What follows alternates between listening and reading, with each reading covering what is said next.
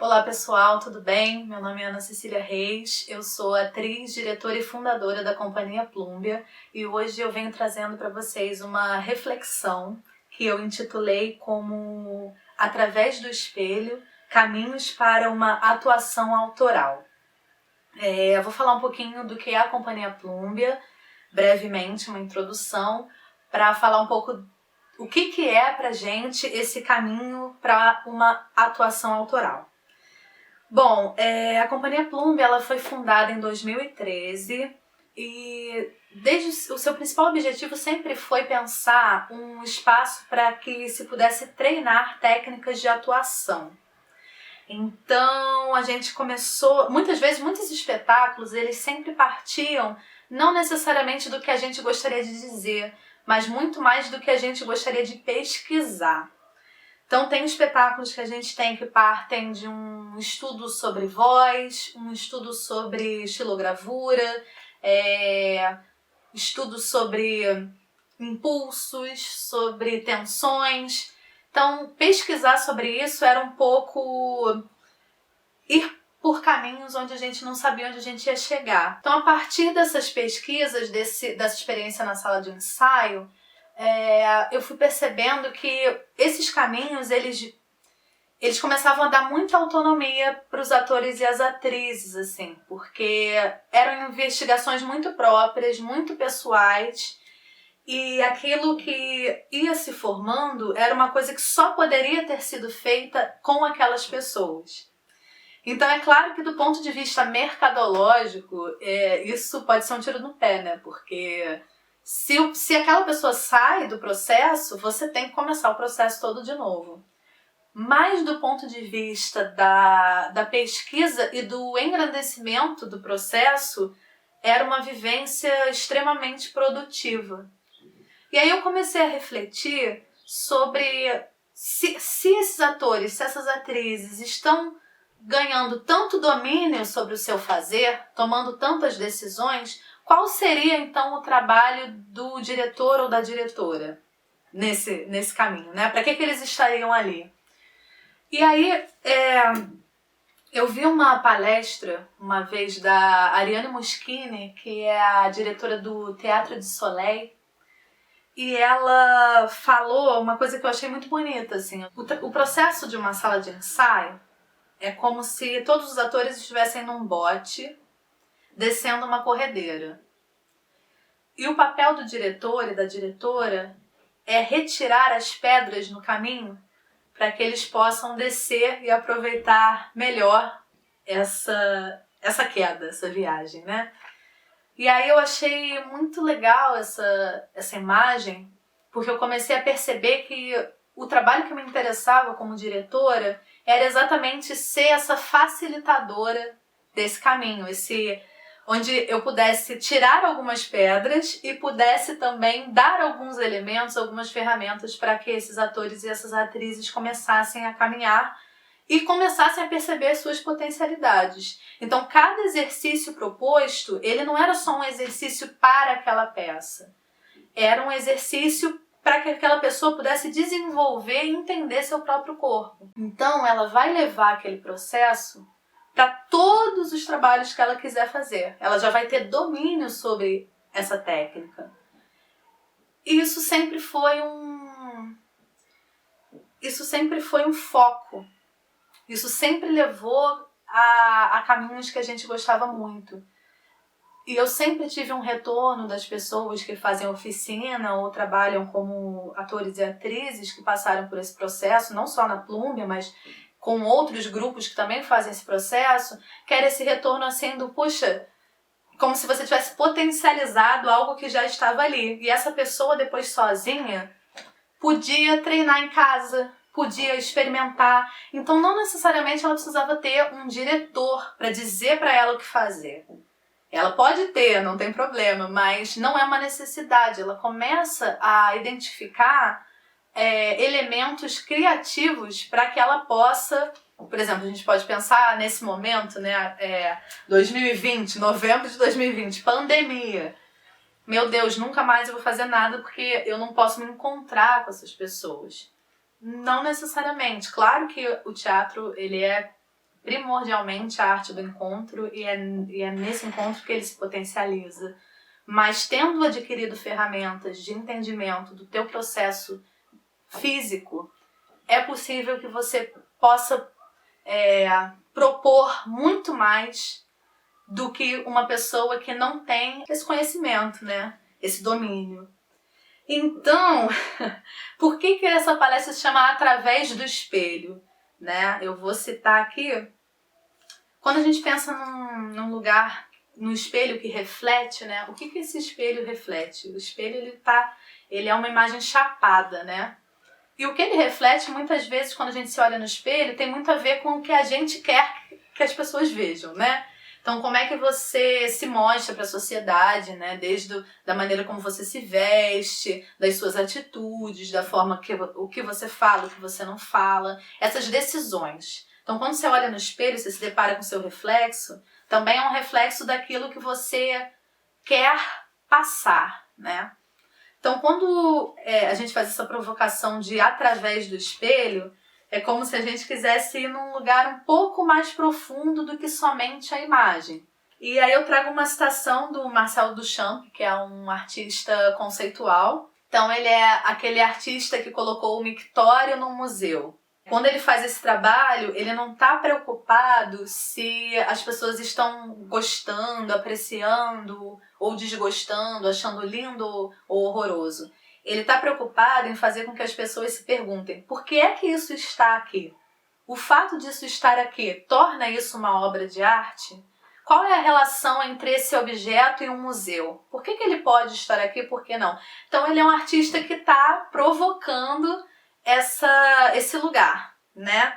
E aí, citando ele vai falar assim: o artista, tal como Alice no País das Maravilhas, tinha que atravessar o espelho da retina para alcançar uma expressão mais profunda. Então, chamar essa palestra de Através do Espelho é dar uma pequena introdução, porque a gente não consegue falar tudo, né, no tempo que a gente tem de vídeo, mas é trazer apontar, dar pinceladas, estimular para que a gente reflita um pouco como artista quais são caminhos para que a gente possa se aprofundar no que a gente faz e que a gente não fique só nesse reflexo que muitas vezes a gente é manipulado por uma indústria, pelo mercado de trabalho, por instituições que muitas vezes ditam o que a gente tem que fazer. Então também é esse lugar da gente ir um pouquinho mais além, dar uma provocada no tipo de arte que a gente quer fazer. O primeiro tópico que eu trago aqui é um tópico que muitas vezes as pessoas podem falar assim: nossa, que chatice. Eu sou ator, eu sou atriz, eu gosto de estar no palco, gosto de estar improvisando, de estar suando, de estar falando, de estar tendo essa experiência prática, e você tá me falando que eu tenho que estudar estética.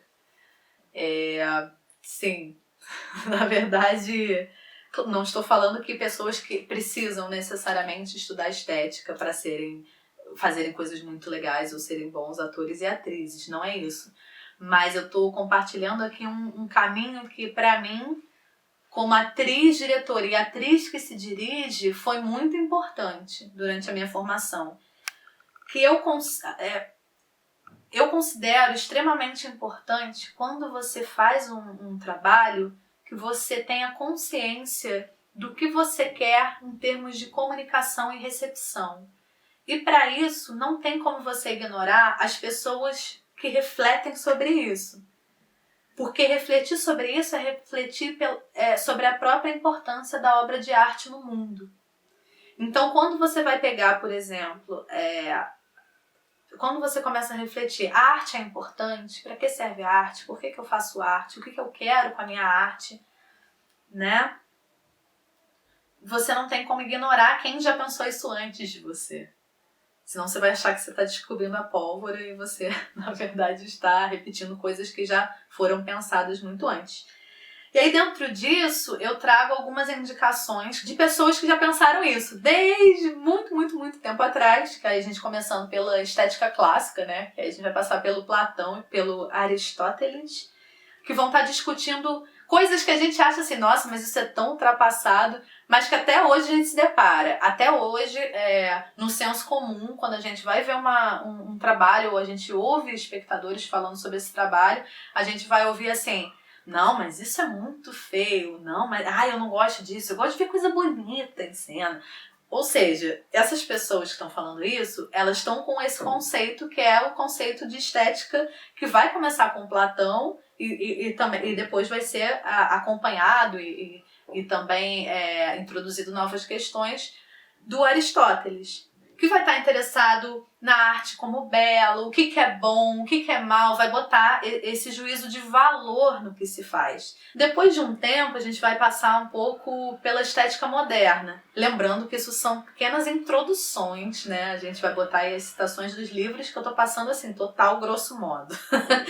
Mas é só para instigar mais essa vontade. A estética moderna, que a gente vai pensar assim, em representantes principais como o Kant e o Schiller, eles vão estar mais preocupados em falar sobre o gosto. E é que a gente ouve até hoje também, né? Isso é questão de gosto. Eu gostei, você não gostou, tudo bem, sabe? Eu não gosto disso, então para mim não serve. Então, quebra-se um pouco essa discussão do que é belo, do que é bom, do que é ruim, mas assim, por que essa pessoa acha isso belo e essa pessoa não acha? Existe a possibilidade de algo ser belo para todos? Essa sensação de prazer ao ver algo, ela pode ser universal? Será que é possível a gente ter uma experiência estética que seja comum para todos? Algumas coisas são questões de gosto, mas será que a arte é uma delas? Né? Então esses pensadores, esses filósofos vão estar explorando mais isso, né? O juízo de valor. E assim, em tópicos, por último, né? A gente falou da estética clássica, da estética moderna e agora da estética contemporânea, né? Que aí você vai ter muitos pensadores, muitos filósofos que vão estar trabalhando nessa vertente, né? Que vai ser uma vertente que vai muito pela fenomenologia, para o pós-estruturalismo, para o materialismo, que não dá para a gente entrar em nada disso, mas que eu vou citar alguns, como o Deleuze, o Merleau-Ponty, Walter Benjamin, Adorno. Então vão ser pensadores que estão ampliando o lugar da estética como um lugar também da fenomenologia, como um lugar também dessa desconstrução da arte-educação, da política. Também tem o Jacques Rancière, enfim. Então, em resumo, conhecer é um estudo que não termina nunca, né? É importante a gente entender que não é assim, ai meu Deus, para eu entrar na sala de ensaio agora eu vou ter que ler isso tudo, caraca, né? Não, acabou minha vida, porque eu vou entrar com 80 anos. Não é isso. Claro que essas leituras elas vão se dando durante, né? É sempre um processo aí do pensar, do fazer, do pensar fazendo, fazer pensando. Mas é importante esses atravessamentos desses pensamentos, porque quando você faz algo, quando você se dirige, ainda que você não possa prever a reação de um espectador para o que você mostre para ele, você tem a consciência de por que eu utilizo uma cor verde e não uma cor vermelha. O que eu quero com aquilo, o que aquilo simboliza. Onde é que eu vou colocar pausa? Quais são os ritmos que eu quero trabalhar? Com que público que eu estou conversando? Enfim. Então, é uma pequena pincelada de uma coisa que eu considero muito importante para atravessar esse espelho, que é o estudo da estética. Bom, falamos de estética e agora eu queria pontuar outra coisa que eu considero muito importante, que é, dentro do fazer, pensar o corpo na cena. Então, deixando bem claro que dentro desse lugar da Companhia Plumber, do que a gente gosta mais de explorar, o texto ele tem ele é é como se fosse um subtexto, né? O texto ele é um dos elementos que a gente trabalha, mas ele não é o elemento principal. O elemento principal é o trabalho do ator e da atriz e com isso o seu corpo na cena. Aí muitas pessoas falam assim, mas você acha que o corpo é um instrumento de trabalho do ator, da atriz? Eu ouvi uma frase muito legal uma vez que é assim, não, o corpo ele é o instrumento e o músico. Ele é o instrumento e o trabalhador. É a ferramenta e o ferreiro. Dentro o corpo do ator e da atriz é um corpo que ao mesmo tempo rege e é regido. Eu achei isso muito legal.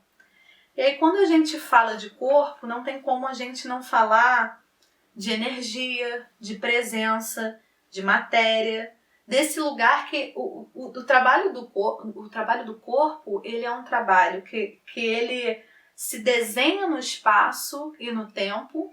Ele é aquilo que ele é como matéria, mas também aquilo que ele emana como energia. E durante muito tempo, a tradição ocidental ela foi uma tradição textocêntrica. Né? Para se fazer teatro, era preciso que você tivesse o argumento textual.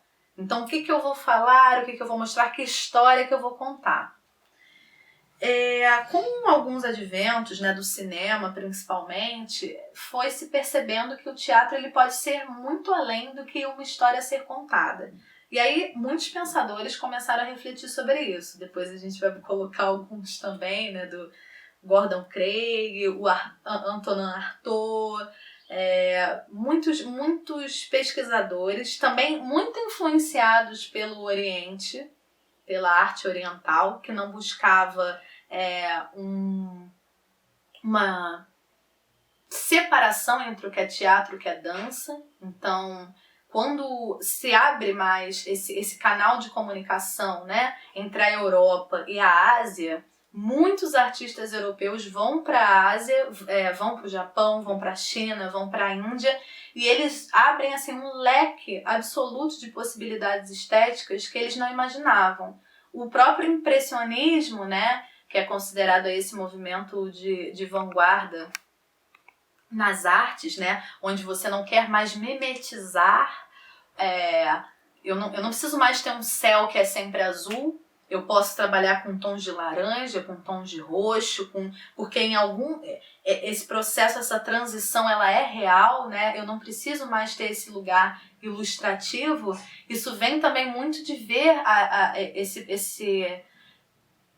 essas pinturas japonesas, essas pinturas chinesas. O próprio Picasso, né, muito influenciado pela escultura africana, onde você não precisa mais ter aquele padrão grego de fazer um corpo harmônico, mas que também existe uma potência num corpo que é desarmônico, que tem um rosto enorme, um corpo pequeno, que são deuses e deusas também, que não só os gregos.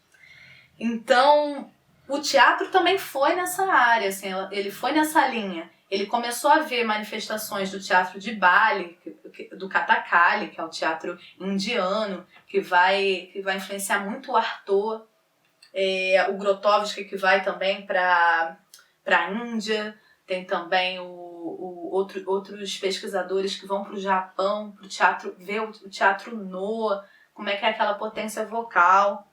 Aí eles começam a perceber assim, caramba, o que todas essas artes têm em comum? O que todas essas manifestações têm em comum? Elas têm sequências de elementos muito concretos de trabalho do ator. Então, um treinamento mais rígido de investigação, de disciplina, onde através desse treinamento rígido vão se ultrapassando e vão se gerando um corpo extra cotidiano.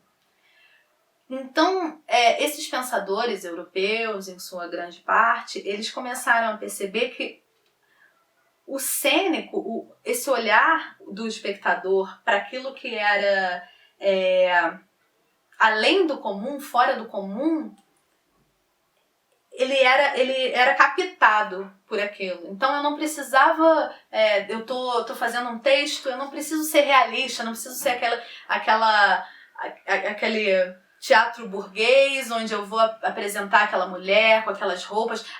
Os próprios figurinos também foram mudando, figurinos em que expressavam mais o corpo do ator, da atriz. E então, assim, esse trabalho de pensar um corpo extracotidiano que requer outras energias trouxe também novos elementos de treinamento para a cena. E através desses elementos muito concretos do corpo, foi possível ter um esvaziamento de uma mente racional. E através desse esvaziamento dessa mente racional pelos exercícios físicos do corpo,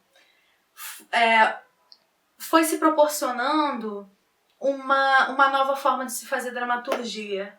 E aí por isso também que se fala que o teatro é a arte do ator e da atriz. Porque assim, ao contrário do estudo da estética, que você pode ter essa experiência teórica, né? O estudo do corpo da cena, apesar de você ter muitas ferramentas que vão te dar, muitos escritores que vão te dar uma ideia do que é aquilo, ele é majoritariamente proporcionado pela sua vivência. Então, por mais que você leia, falar sobre corpo é senti-lo, né? Porque você não passa muito pelo racional. Então é muito importante você estar dentro de uma sala de ensaio, você estar com um professor, com uma pessoa que vai estar te orientando para esses exercícios, né? E dentro dessa orientação, eu não posso deixar de citar um grupo que é uma influência muito grande aqui para a Plumbia, que é o Grupo Lume. A gente vai colocar aqui alguns nomes de livros e tal do Grupo Lume, dos integrantes do Lume, que tem muito a compartilhar, também tem muito a passar. E outros nomes também que através dos escritos você toma conhecimento, mas é sempre bom estar ligado em grupos que trabalham com isso, que já fizeram aula. Por exemplo, a gente tem o Decru, que é o Etienne Decru, que o Luiz Otávio Burnier do Lume estudou com ele. A Denise Stoklos também, com Marcel Marceau, que também é brasileira. A gente tem o Dário Fo, que tem o Manual Mínimo do Ator. Então tem muitos professores, professoras, muitos pesquisadores estudiosos que foram estudar em centros de pesquisa do Grotowski. Então é isso, acho que é muito importante. O Eugênio Barba também, né, com a Arte Secreta do Ator, está sempre dando oficinas, fazendo seminários, né, na Dinamarca. Tem muitos artistas brasileiros que vão para lá. Então é sempre legal você estar sempre associando o que você lê com uma prática. Nesse sentido, eu recomendo sair um pouco da teoria, caminhar juntos, mas começar a pesquisar grupos, pessoas. Se eu tiver a oportunidade de fazer um intercâmbio fora, é muito significativo. Para finalizar essa breve exposição de alguns elementos que vão ajudar, né, quem tiver interesse de estar nesse caminho para uma atuação autoral, tem um tópico que eu falei, que eu coloquei aqui, que eu queria falar, que para finalizar, que se chama Inspirações Possíveis para o Impossível. Que é assim, tá bom, nossa, você falou, eu falei bastante coisa, né? O que eu faço com isso agora? Primeiro que a gente sempre tem que começar por algum lugar, né? Então, dentro do que eu falei, vejo o que mais... Putz, isso me deu muita vontade de saber, sabe? Ou então, gostei desse nome, não sei nem o que é, mas me chamou a atenção. Realizar hoje em dia uma coisa que você quer fazer de forma independente é aceitar o risco, né? Então, acho que ter inspirações possíveis para que algo que você considere impossível aconteça, o primeiro passo é você aceitar que você vai estar num lugar de risco. Porque se você não quisesse estar num lugar de risco, você estaria pedindo alguém para fazer algo por você, onde você teria menos responsabilidade. E tá tudo bem. Mas essa fala não é para essas pessoas, né? Essa fala é para aquelas pessoas que têm interesse em agir de forma mais autônoma. E agir de forma mais autônoma é querer se aprofundar, mergulhar nesses abismos, né? De incertezas, de dificuldades. Eu trago aqui não chega a ser uma citação, mas é uma anotação que eu fiz de um seminário chamado Crítica e Indisciplina. Embora eu tenha falado muito de disciplina aqui, indisciplina também é importante. É uma fala da Flora Susequinde, que é uma crítica literária, uma pesquisadora, professora da Unirio, e ela vai falar um pouquinho, mais ou menos assim: uma coisa que eu acho que é fundamental é você ser capaz de construir alguma independência. Porque se você não tiver independência, não adianta você construir um lugar de manifestação. Porque esse lugar de manifestação não vai manifestar nada. Se você quiser muito ser querido, ser amado, quiser que aquilo tenha repercussão, quiser que as pessoas achem que você é muito inteligente, tudo isso é inútil. O que você precisa ser capaz é de pôr em questão as possibilidades, as condições de expressão de algum discurso, uma intervenção crítica onde você possa, de fato, ter algum grau de eficiência para atuar de uma forma que intervenha socialmente. Eu gosto muito desse pensamento da Flora, porque muitas vezes a gente está num caminho que a gente pensa assim: caramba, eu tô tão fora do que as pessoas estão fazendo, ou tá todo mundo indo por aqui, mas eu não tenho interesse, ou às vezes você não passa num edital, às vezes você não está sendo reconhecido. Mas se você quiser conquistar a independência do teu trabalho, se você acredita que você está tendo bases sólidas para a tua pesquisa, que isso vem do teu coração,